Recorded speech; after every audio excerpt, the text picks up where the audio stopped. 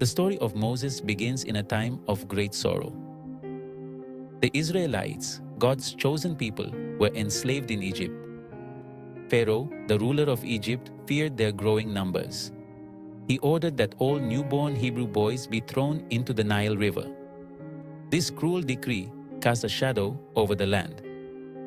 Amidst this suffering, a baby boy was born. His mother, Jochebed, saw his beauty. She also knew the danger he faced. Determined to save her son, she wove a basket of bulrushes. She placed him inside and set him adrift in the Nile, praying for a miracle. Little did she know her act of faith would change the course of history. This child, destined for greatness, would one day rise to lead his people to freedom. The tiny basket carrying its precious cargo floated down the river. It soon reached the spot where Pharaoh's daughter was bathing. Intrigued, she ordered her handmaidens to bring it to her. Upon opening it, she found a baby boy crying softly. Pharaoh's daughter recognized him as a Hebrew child. Yet she felt compassion for him. She decided to adopt him as her own son, naming him Moses, which means drawn from the water. Moses grew up in the splendor of the Egyptian court, surrounded by luxury and privilege. He was educated in all the wisdom of the Egyptians. He became a prince, unaware of his true heritage and the plight of his people. But fate, it seemed, had other plans for Moses. His life of comfort and ease was about to change dramatically. A chance encounter would reveal his true identity and set him on a path he never could have imagined. One day, Moses witnessed an Egyptian overseer brutally beating a Hebrew slave. His heart filled with rage. He struck down the Egyptian, killing him. Fear gripped him as he realized the gravity of his actions. He had taken a life, and now his own life was in danger. Forced to flee Egypt, Moses journeyed eastward to the land of Midian. He left behind the only life he had ever known. He became a stranger in a strange land, a fugitive seeking refuge. Gone were the comforts of the palace. He was alone, stripped of his former identity, facing an uncertain future. Little did he know, this exile would be a time of profound transformation. In the solitude of the desert, he would confront his past, his identity, and ultimately his destiny. In Midian, Moses found shelter and purpose. He met Reuel, a priest, and married his daughter Zipporah. He embraced the life of a shepherd, tending to his flock in the vast wilderness. Years passed, and the memory of Egypt faded into the background of his life. One ordinary day, while tending his sheep, Moses came across an extraordinary sight. A bush was engulfed in flames, yet it did not burn.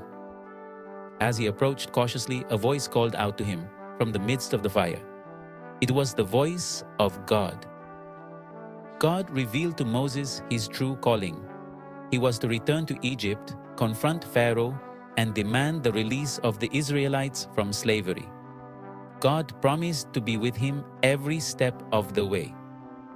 Moses, filled with both fear and determination, accepted his divine mission. Section 5. Let my people go. Armed with God's power and authority, Moses returned to Egypt. He confronted Pharaoh, demanding the release of the Israelites. But Pharaoh's heart was hardened.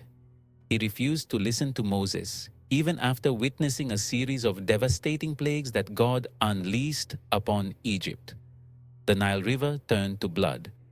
Swarms of locusts devoured the land. Boils covered the people and animals. Darkness enveloped the land.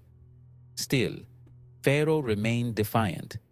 He refused to acknowledge the power of God or the suffering of the Israelites.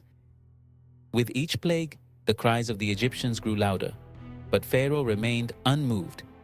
his heart hardened against compassion and reason. The stage was set for a final, decisive confrontation between the God of Israel and the gods of Egypt. Section 6, Through the Sea into the Wilderness. Finally, God unleashed the 10th and most devastating plague, the death of the firstborn. Every firstborn son in Egypt perished, from the humblest household to the palace of Pharaoh himself. Only then did Pharaoh relent, agreeing to let the Israelites go. Led by Moses, the Israelites fled Egypt in a mass exodus. But Pharaoh, consumed by anger and regret, pursued them with his army. Trapped between the pursuing Egyptians and the Red Sea, the Israelites despaired. But Moses, with unwavering faith, raised his staff. The waters parted, creating a dry path for the Israelites to cross. As the Egyptians followed, the waters crashed down upon them, drowning Pharaoh and his army. Safe on the other side, the Israelites erupted in songs of praise and thanksgiving. They were free at last. Their exodus from Egypt marked the beginning of their journey to the Promised Land. Section 7, Laws from the Mountaintop. Their journey led them to Mount Sinai, where God revealed his laws to Moses. Amidst thunder and lightning, God inscribed the 10 Commandments on 2 stone tablets. These commandments provided the Israelites with a moral and ethical framework for their lives. They became the foundation of their covenant with God.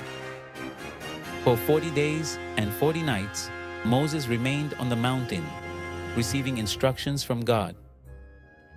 He learned about the building of the tabernacle, a portable sanctuary where God's presence would dwell among his people.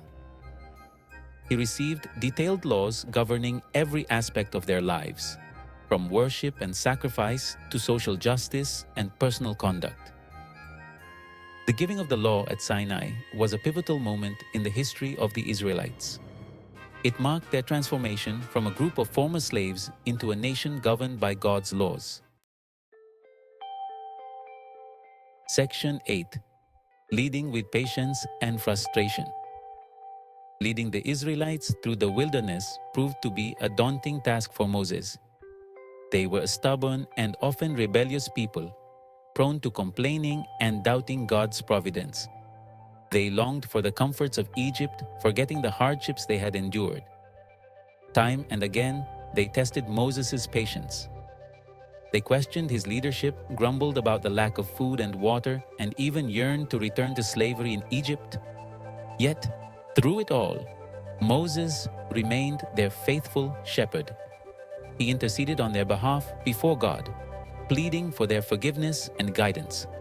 Moses' leadership was tested not only by the Israelites, but also by his own siblings, Aaron and Miriam. They challenged his authority and questioned his exclusive relationship with God.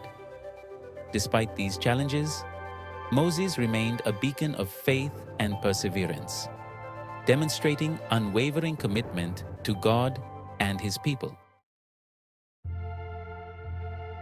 Section 9, A Prophet Departs, A Legacy Endures. After 40 years of wandering in the wilderness, the time came for Moses to bid farewell to his people. God led him to the top of Mount Nebo, where he could gaze upon the Promised Land. It was a bittersweet moment. Moses had led his people to the very edge of their destiny, but he would not enter the land himself. God told Moses, "This is the land I promised. I have let you see it with your eyes, but you will not cross over into it." At the age of 120, with his strength undimmed, Moses died on that mountaintop, his eyes fixed on the future that awaited his people. Moses may not have lived to see the Israelites settled in the Promised Land, but his legacy lived on. He left behind a legacy of faith, courage, and unwavering obedience to God. He is remembered as the lawgiver, the liberator, the prophet who spoke face to face with God. His life and leadership continue to inspire people of all faiths to this day.